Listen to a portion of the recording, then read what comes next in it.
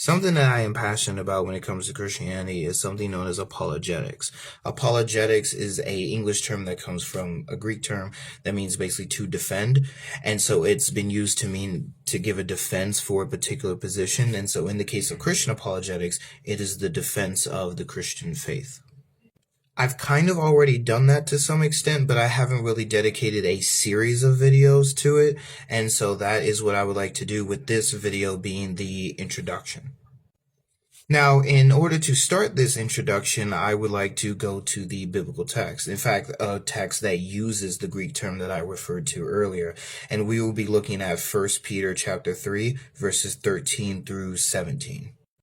I can't read all of the verses now for the sake of time. However, I would encourage you to go read it yourself. I just want to point out a few things that I noticed in the text and a few things that I hope is going to define me on this channel, as well as in particular this series where I engage in apologetics. So the first thing to notice about this text is that what we are supposed to do before we've even engaged in the defense is set apart Christ in our heart as holy.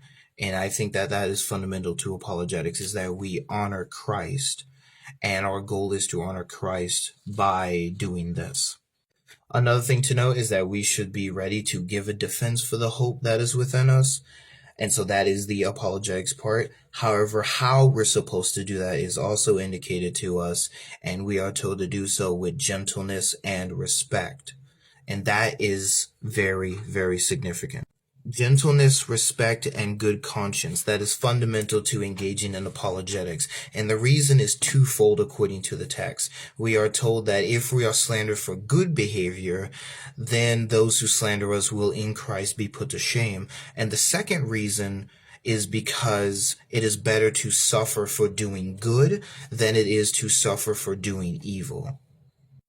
We are told that it's okay to suffer for the sake of righteousness because we will be blessed.